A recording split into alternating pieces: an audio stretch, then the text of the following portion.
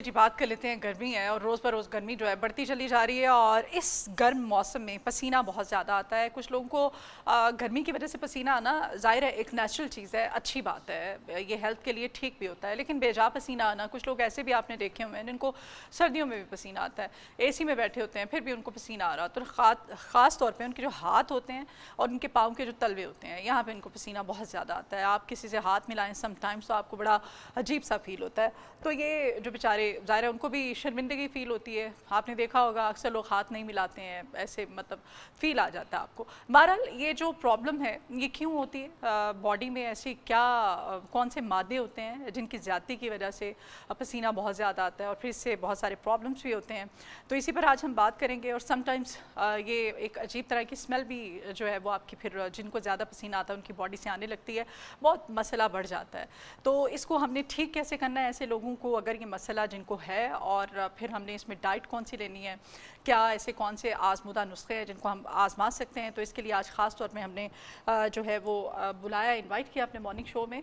अनस साहब हमारे साथ हैं। और अनस कैसे हैं आप? आपको वेलकम करते हैं अपने मॉर्निंग शो में। अस्सलाम वालेकुम। वालेकुम अस्सलाम जी, अल्हम्दुलिल्लाह अल्हम्दुलिल्लाह। अच्छा जी, आज का हमारा जो सेगमेंट है बड़ा इंपॉर्टेंट है और इसमें आपको पता है पसीना कुछ लोगों को बहुत ज़्यादा आता है। इवन वो उनके पास से भी गुजरो तो फिर स्मेल बहुत ज़्यादा पसीने की स्मेल, हाँ, उन बेचारों का तो ज़ाहिर है ये बीमारी है, बीमारी कहेंगे इसको, प्रॉब्लम है। तो इसमें उनकी तो कोई गलती नहीं है। क्या ऐसा क्यों होता है बहुत ज़्यादा पसीना आना? बिस्मिल्लाहिर्रहमानिर्रहीम। सबसे पहले तो वो लोग जिनको पसीना आ रहा है और पसीने में से स्मेल आ रही, इसकी वजह जानेंगे। इसकी वजह आखिर क्या है? वो लोग जो रोज़ाना नहाते नहीं हैं, मतलब अपनी सफाई का ख्याल नहीं करते, उनके पसीने में से स्मेल होगी, या उनकी बॉडी के अंदर हरारत की ज़्यादती होगी, गर्मी ज़्यादा होगी, उनके पसीने में से स्मेल आएगी। या वो लोग जो तेज़ मसाला जात का ज़्यादा इस्तेमाल करते हैं, मसाले के शौकीन लोग जो होते हैं, उनके पसीने में से स्मेल आना शुरू हो जाती है, क्योंकि जो ग्लैंड्स होते हैं वो मुतासिर होना शुरू हो जाते हैं। तो इस वजह से वो पसीने में से स्मेल आ रही होती है। अगर हम नेचुरल चीज़ का इस्तेमाल करते रहेंगे तो पसीना आना एक बहुत अच्छी चीज़ है कि जिस्म में से जो है ना फासिद मादों का इखराज होता रहता है। सही। लेकिन जब वो फासिद मादे बदबू की शक्ल इख्तियार करते हैं तो उससे हमें जो है ना वो बड़ी कराहत सी महसूस होती है। अब बदबू की वजह क्या होती है कि जब पसीना हमारी बॉडी के ऊपर बैक्टीरिया के साथ मिलता है तो स्मेल पैदा होना शुरू हो जाती है। अब बैक्टीरिया पैदा कैसे हो रहा है? गंदगी की वजह से। अगर वो सफाई का ख्याल नहीं करते, कपड़े साफ़ सुथरे नहीं पहनते, नहाते नहीं हैं, तो उस वजह से बैक्टीरिया पैदा होना शुरू हो जाते हैं। जब बैक्टीरिया और पसीना मिलता है तो स्मेल आना शुरू हो जाती है। अच्छा। हाँ, तो उसके लिए उन्हें सबसे पहले तो सफाई का ख्याल रखना पड़ेगा कि आजकल मौसम गर्म है, गर्म मौसम में 2 से 3 दफ़ा ज़रूर नहाएं। ठीक, अगर नहा नहीं सकते तो 2 दफ़ा दिन में सुबह शाम नहा नहीं सकते तो फिर 5 टाइम नमाज के लिए वज़ू करते हैं, तो उससे भी उनकी स्मेल जो है वो ख़त्म होना शुरू हो जाती है, क्योंकि वज़ू से भी जिस्म पाक होता है, बीमारियों से भी पाक होता है और बैक्टीरिया से भी पाक होता है। ठीक है, मीन्स कि अपनी सफाई का ऐसे लोगों को सबसे पहले बहुत ज़्यादा ख्याल रखना चाहिए और तेज़ मसाला जात नहीं खाने चाहिए। तेज़ मसाले से और क्या परहेज़ करना चाहिए? सिर्फ तेज़ मसाला और सफाई, ये 2 चीज़ों का ख्याल रखना है। अच्छा। जब सफाई होगी ना तो अगर तेज़ मसाला भी यूज़ कर रहे होगे तब भी स्मेल नहीं आएगी। क्योंकि ये बैक्टीरिया के साथ जब पसीने ने मिलना है तो स्मेल आना है। जब बॉडी के ऊपर बैक्टीरिया ही नहीं होगा तो पसीना आ जाएगा, स्मेल नहीं आएगी। पसीना आना कोई बुरी आदत बात नहीं है, पसीना आना चाहिए, लेकिन जब बैक्टीरिया मिलेगा तो पसीने से स्मेल आना शुरू नहीं, वो ज़्यादती हम उस पसीने पे आज बात करेंगे जो एसी में बैठे हुए सर्दियों में भी आता है ना कुछ लोगों को। वो क्या वो लीवर की खराबी की वजह से होते हैं, जिस्म के अंदर नमकियात की कमी की वजह से। जिगर ठीक नहीं होता। जब भी नमकियात की कमी हो जाएगी, लीवर की खराबी होगी तो ज़्यादा पसीना आएगा। जैसे आपने शुरू में बात की कि हाथ और पाँव पे बहुत ज़्यादा पसीना आ रहा होता है, कि बंद जूता नहीं पहन सकते, चलते फिरते हैं तो चप्पल के अंदर भी पसीना आ रहा था, हाथ पे भी पसीना आ रहा था।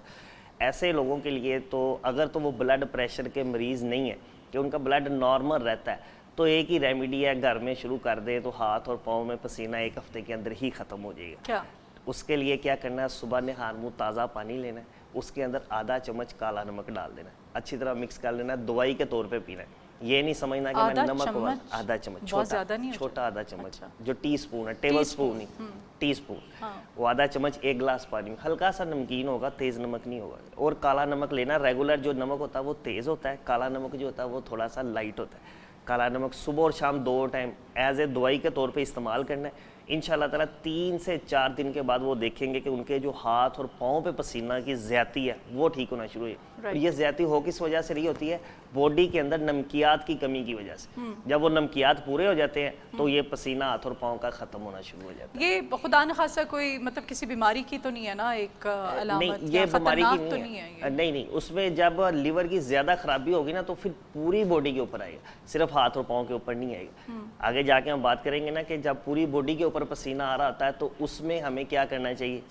ये सिर्फ हाथ और पाँव पे हमने काले नमक वाला जो नुस्खा आपने बताया, अगर ब्लड प्रेशर के मरीज आप नहीं है तो आप half tea spoon half tea spoon normal room temperature पानी में मिला के आप इसको पी ठंडे पानी में नहीं लेना इसे, चाहे सर्दियां हैं चाहे गर्मी जो भी है। 1 वीक के लिए करना, सिर्फ 1 वीक के लिए इंशाल्लाह ताला हाथ और पाँव का पसीना। लेकिन प्लीज़ अगर आप ब्लड प्रेशर के मरीज़ हैं तो ये टोटका बिल्कुल भी ना आजमाइएगा। ये नुस्खा ये आपके लिए हार्मफुल भी हो सकता है ना, जी बिल्कुल उनके लिए, क्योंकि उनका फिर ब्लड प्रेशर हाई हो जाएगा। इसीलिए हम हमेशा ये कहते हैं कि यहाँ पे जिन हुक्मा को हम इनवाइट करते हैं, ये हर नुस्खा जो है हर तरह के बंदे के लिए नहीं होता है। ज़्यादातर नुस्खे ऐसे और बता भी देते हैं कि आप हर नौइयत का बंदा जो है वो इस्तेमाल कर सकता है।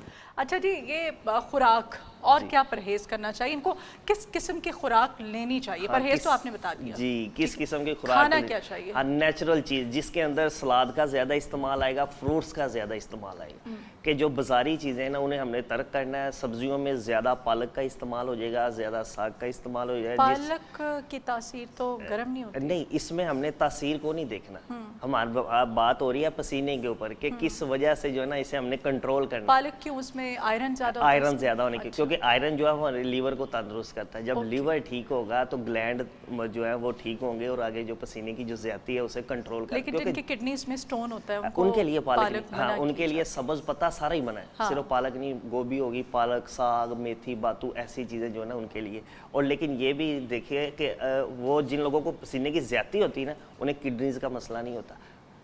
जिन्हें किडनीज का मसला होगा उन्हें पसीने की ज़्यादती नहीं होगी। अच्छा हाँ, कि जो पथरी बन रही है ना, जैसे आपने बात की है कि किडनीज में पथरी, जिस बंदे को पथरी होगी उसे पसीने की ज़्यादती नहीं होगी। पसीने की ज़्यादती जिसे होगी उसे पथरी नहीं होगी। इसकी क्या रीज़न है? मिजाज का फ़र्क आ जाता है, मिजाज चेंज हो जाता है। पथरी का मिजाज हो रहा है, इसमें पसीने का मिजाज हो रहा है। इस वजह से जो है ये पसीना ज़्यादा आ रहा होता है।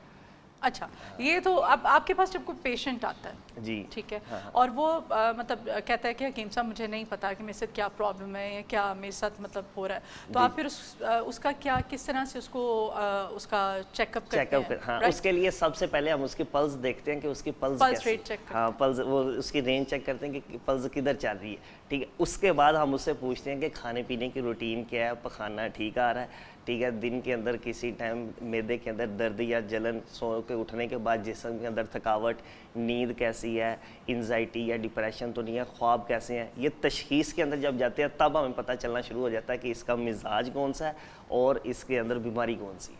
वहीं से आप वहीं से पता चल जाता है कि एक अगर कोई तंदुरुस्त बंदा भी आके कहना कि हकीम साहब मुझे चेक करो, मुझे क्या मसला है, अगर हमें पल्स बता देती है कि इसे मसला नहीं है, लेकिन फिर हम उससे तशखीस करते हैं कि दिन भर की रूटीन क्या है, खाने पीने की रूटीन क्या है, उठने बैठने की रूटीन, उससे पता चल जाता है कि आया कि इसके अंदर फॉल्ट है या नहीं। बल्कि हम सबको एक एक दफा हकीम पल्स जो है ना चेक करवानी चाहिए, पता चले किसको क्या मसला पता चल जाएगा। चले, ये देसी और भी हमें आप लेके आए हैं, मैं देख रही हूँ काफी सारा ज्यादा इंग्रेडिएंट्स, क्या ये नुस्खा कोई बताएंगे? इसमें ना देखिए, अब पसीने की ज़्यादती, हाँ जी, पसीने की ज़्यादती उन लोगों को जिनके लीवर की खराबी होती है। अब जो चीज़ हमने खाना उसी का असर हमारी बॉडी के ऊपर होना होता है। अब हम रूटीन में कह देते हैं कि हम सही चीज़ें खा रहे हैं, लेकिन फिर भी हम कुछ लोग होते हैं वो कहते हैं कि हम किसी के पास खड़े हो, खुशबू ना मिल गई हो, हमारे जिस्म से एक नेचुरल खुशबू आनी चाहिए, उसके लिए एक रेमेडी है।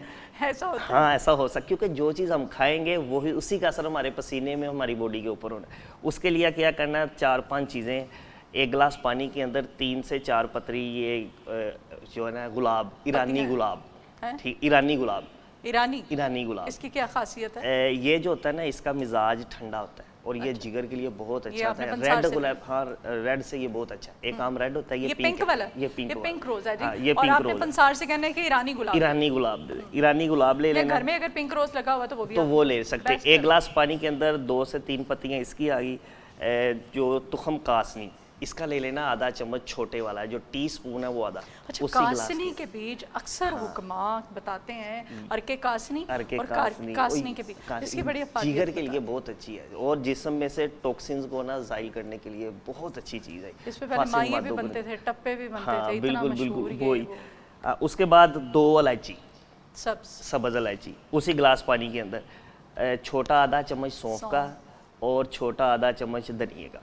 1 गिलास पानी के अंदर इसे भिगो देना, रात भर भिगोया रहे, सुबह उठना है उसे छान के इस्तेमाल कर। 1 हफ्ता अगर ये इस्तेमाल करना शुरू कर दें तो उनके जिस्म में से एक नेचुरल खुशबू पैदा होना शुरू हो जाए कि खुशबू के बगैर भी उन्हें ऐसे लगेगा कि अपने जिस्म में से खुशबू आना शुरू हो। ये क्या करेगी, जिगर की सफाई करेगी, खून की, हाँ ये सारी, इसके जब पियेंगे ना ये बड़ा मज़ेदार ड्रिंक बनेगा। अच्छा। हाँ, और ड्रिंक भी खुशबू वाला होगा। 5 चीज़ें, धनिया, सौंफ, ईरानी गुलाब, तुखम कासनी और छोटी इलायची, ये 5, ये होगी पीने के लिए। अब नहाने के लिए 2 चीज़ें। एक तो नहाने के बाद वो लोग जिन्हें पसीना आता है और पसीने में से स्मेल आ रही है, फटकड़ी, अंडर आर्म्स के ऊपर फटकड़ी का इस्तेमाल कर सकते हैं, रब करनी है नहाने के बाद भी, थोड़ा गीली बॉडी हो, बहुत ज्यादा नहीं, थोड़ी थोड़ी। हाँ बिल्कुल, ड्राई पे नहीं, ड्राई पे एक फार्मूला ये है कि आप जो ना फटकड़ी नहाने के बाद इस्तेमाल कर लें, ठीक है। और या अरग गुलाब, हाँ, या वो उसी पानी के अंदर डाल के, हाँ पाउडर उसी पानी के साथ नहा लें। और नहाने के बाद अरग गुलाब कोई भी ले लें, शावर वाला ले लें या दूसरा रख लेके उसी पानी में डाल लें, या नहाने के बाद हल्का सा अपने जिस तरह हम ऑयल लगाते हैं इस तरह अपनी बॉडी के ऊपर स्प्रे कर लें, स्प्रे कर लें। ये 2 चीज़ें जो है ना उन लोगों के लिए है जिनके पसीने में से स्मेल आ रही, जिन्हें स्मेल नहीं आ रही वो सिर्फ ये इस्तेमाल कर ले, जो पीने वाला नुस्खा है, जो पसीने की ज़्यादती है वो भी कंट्रोल हो जाएगी और बॉडी में से एक नेचुरल खुशबू पैदा होना चाहिए, जहाँ से आप गुजरेंगे, हाँ वो, हाँ खुशबू आ रही, मतलब उन्हें खुद महसूस होगा कि जिस्म में से एक खुशबू पैदा होना शुरू होगी। और ये गर्मियों में बहुत ज्यादा मसला है, कुछ लोगों के मुंह से भी बहुत स्मेल, वो भी ठीक हो जाए, वो भी ठीक हो, वो मैदे की खराबी की वजह से, इसी फार्मूले से। ये 6 चीज़ें, छोटी इलायची, तुखम कासनी, ईरानी गुलाब, सौंफ और धनिया, 5 चीज़ें नेचुरल है। और मैदे की खराबी, मुंह में से स्मेल, पसीने में से स्मेल, बॉडी में से स्मेल, इन सब के लिए बहुत ही कमाल की चीज़ है। पुराने वक्तों में जो मलकाएं होती थी या वो बादशाहों की वो बेगमात जो होती थी वो भी यही फार्मूला, और वो नहाने के लिए भी गुलाब की पत्तियों का ही इस्तेमाल करते थे। जैसे हम गुलाब का रख इस्तेमाल कर रहे हैं, वो गुलाब की पत्ती पानी के अंदर थोड़ी देर भिगो के उसी पानी के साथ नहाया जाता है। अब तो फूल इतने महंगे हो गए हैं, अब कहाँ, बिल्कुल, अब तो जारी बात महंगाई का दौर है ना, तो इसलिए फिर ये चीज़ें इस्तेमाल की जा सकती है। जी हाँ। अच्छा जी, रोज़मर्रा सफाई का भी आपने हमें बताया, जहनी दबाव और टेंशन की वजह से भी पसीना जी बिल्कुल, आपने देखा होगा कि जब स्ट्रेस या कोई परेशानी ऐसी आ जाती फौरी तौर पे जिस्म के ऊपर पसीना, जिसे हम पंजाबी में कहते हैं तरेलियां नहीं, वो तरेलियां तो वो ठीक है, लेकिन दूसरी वाली ये आप कह रहे हैं पंजाबी नसीबों के गानों में, वो तो और वाली बिल्कुल, ये इस वो टेंशन वाली तो नहीं, उसमें जो ना जब भी दिल के ऊपर कोई भी बात आप दिल के ऊपर लेते हैं ना, उसका असर आपकी बॉडी के ऊपर होता है। सही। हाँ, उसी वजह से भी पसीना आ रहा होता है, और उसके लिए इस नुस्खे के अंदर ये गुलाब की जो पत्ती है वो काम कर रही है। अच्छा। जो ईरानी गुलाब है उसने इसी के ऊपर काम करना है कि जो एंजाइटी या स्ट्रेस की वजह से आपको आ रहा है ना, पसीना आना शुरू हो जाता है, उससे आपको निजात मिलना शुरू हो जाती है। राइट, ये आपने सारी चीज़ें हमें बता दी, फटकड़ी वाला भी आपने हमें बता दिया। और फिर अब पानी का इंटेक कितना करना चाहिए, कोई ऐसे हमें बताएं ना, दिन भर की देखें रूटीन है ना जो, उसमें कम से कम 10 से 12 गिलास पानी ज़रूर पीना है। लेकिन बाज़ लोग होते हैं कि हमने सुन लिया, हमने पानी ज़रूर पीना, ऐसा नहीं करना। ऐसा करने से आपका जो ना अफारा बनना शुरू हो जाता है, मैदा फूलना शुरू हो जाता है, क्योंकि अक्सर लोग कहते हैं कि हमने सुना पानी ज़्यादा इस्तेमाल करना है, वो ज़्यादा पानी के चक्कर में ना अपना मैदा ख़राब कर लेते हैं, कि उन्हें, हाँ, पूरी बॉडी के ऊपर असर हो रहा था, उनकी भूख मर जाती है। जब भूख मर जाएगी, खाएंगे नहीं तो बॉडी कमज़ोर होना शुरू हो जाती है, पतले हो जाएंगे, ज़ाहिर बात है। इसी तरह की ना, तो पानी तब इस्तेमाल करना जब प्यास लगी, और ज़्यादा ठंडा पानी नहीं इस्तेमाल करना, या तो रूम टेम्परेचर वाला या हल्का सा ठंडा पानी हो। और कोशिश करें, रूटीन रखें, खाने से पहले 2 गिलास पानी जरूर पिए। अगर आप 2 गिलास खाने से पहले 3 टाइम नहीं, खाने से कितना, आधा घंटा पहले, आधा, उससे क्या होगा, आपका मैदा भी ठीक रहेगा और आपकी बॉडी के अंदर पानी की मिकदार भी पूरी रहेगी। और पानी हमेशा तब भी पीना जब तलब हो, ऐसे ही पानी नहीं पी जाना। लेकिन यह है कि रूटीन यही रखें, 10 से 12 गिलास जो पानी रोज़ाना ज़रूर पीना, क्योंकि गर्मी बहुत ज़्यादा है, पेशाब कम आ रहा है, पसीना ज़्यादा आ रहा है। तो इसलिए जब ये चीज़ें हैं तो पानी की कमी नहीं होनी चाहिए बॉडी के अंदर। जब पानी पूरा पिएंगे, कमी नहीं होगी, तो आपकी बॉडी जो है ना वो तरोताज़ा रहेगी। अगर ऐसा नहीं करेंगे तो आपकी बॉडी खुश खुश्क होना शुरू हो जाएगी, बॉडी के ऊपर एक नेचुरल चमक जो होती है ना वो पानी की कमी से ही खत्म होना शुरू हो जाती है। हाँ वाकई। क्योंकि अक्सर कहते हैं जो लोग आते हैं हमारे पास, उन्हें बताते हैं कि हम चेहरे के ऊपर निखार लाना चाह रहे हैं या बॉडी के ऊपर निखार लाना, उन्हें हम पानी का इस्तेमाल ज्यादा करवाते हैं। नहीं तो वो फिर चेहरे पे वाकई निखार आता है, वो उस पे वीडियोस बनी हुई कहते हैं पता नहीं कौन लोग हैं जिनका पानी पीने से चेहरे पे ग्लो आता है, हमारा तो यूरिन ही नहीं। मैं यही तो बात कर कि अगर कुछ लोग होते हैं वो पानी ज्यादा पियेंगे तो उन्हें बार-बार यूरिन आ गया। अब उनका फॉल्ट है कि उनका मसाना कमजोर हो गया या मसाने के ऊपर सोजिश हो चुकी हुई है, ठीक है। अगर ऐसे बंदे को इस्तेमाल करेंगे उसे फायदे की बजाय नुकसान हो गया कि जैसे उसने पानी पिया तो उसने जो है ना वो यूरिन आ गया, पानी निकल गया, बॉडी के अंदर कोई पानी रुकेगा तो ही आगे उसने असर करना। तो इसलिए उससे पहले इस चीज का ट्रीटमेंट करवाना चाहिए। बताएं ना हमें, कोई ऐसी जड़ी बूटी बताएं, कोई ऐसी चीजें हम ऐड करें स्किन पे ग्लो आए आपकी।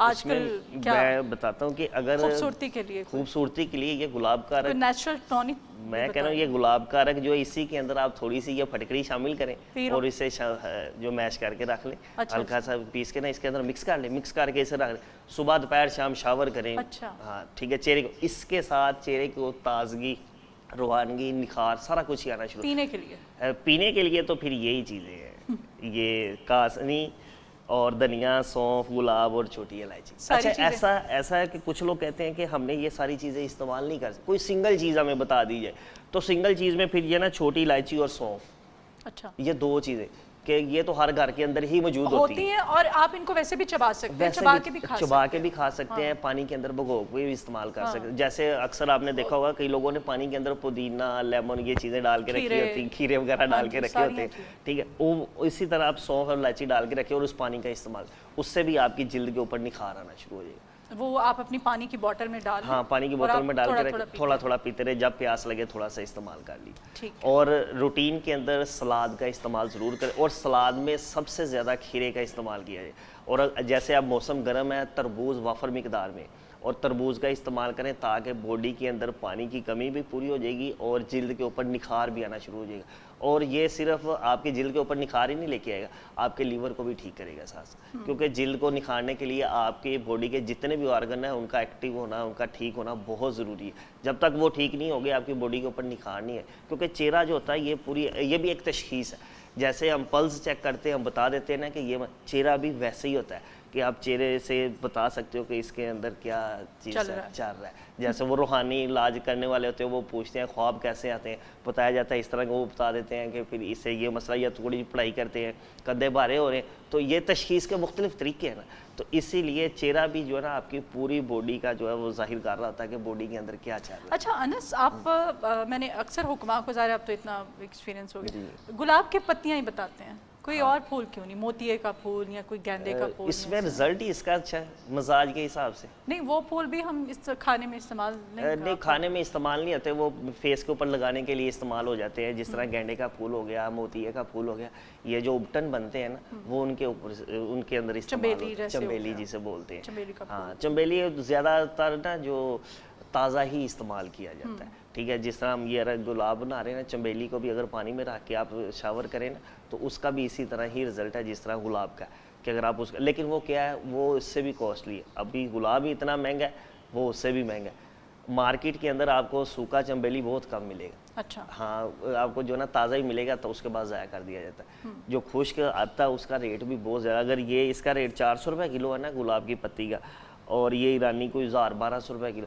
अगर चमेली की तरफ जाएंगे तो वो कोई 10-11 हज़ार रुपये पे चले जाएगा। हाँ वो इतना डिफरेंट, इसलिए ज़्यादा इसका इस्तेमाल किया जाए कि कॉस्ट भी कम है और फायदा भी ज़्यादा है। कोई क्रीम बताएं आजकल के मौसम की मुनासिबत से स्किन के ग्लो के लिए? स्किन ग्लो के लिए, उसके लिए फिर जो ना, एक तो आप वजू का इस्तेमाल ज़्यादा करें, हर तरह की स्किन के लिए, हर तरह। वो मैं आपको बताता हूँ कि एक तो 5 वक्त की नमाज़ पढ़ें। जब नमाज़ पढ़ते हैं ना तो उसमें जब सजदा किया जाता है, खून का फ्लो जो ना आपके चेहरे की तरफ जाता है, जब उस चेहरे की तरफ जाता है तो उससे आपकी जिल्द के ऊपर निखार आना शुरू हो जाता है। लेकिन फिर भी कुछ लोग कहते हैं, जिस तरह आपने कहा कि हमें कोई क्रीम का इस्तेमाल बता दें, अब आपने लेनी है सादा क्रीम। मार्केट में सादा क्रीम मिल जाती है जिसके अंदर कोई फ्लेवर नहीं होता। कहाँ से मिलती है? ये कॉस्मेटिक शॉप से सादा क्रीम, उन्होंने बिल्कुल सादा क्रीम जो बेस, जिस तरह शैम्पू बेस होती है ना, इस तरह सादा क्रीम भी मिल जाती है। आपने सादा क्रीम ले लेनी, उसके अंदर आपने शामिल कर लेना ज़ाफ़रान, ठीक है। ज़ाफ़रान 1 ग्राम ज़ाफ़रान, तकरीबन वो क्रीम आपको मिलेगी 10 ग्राम,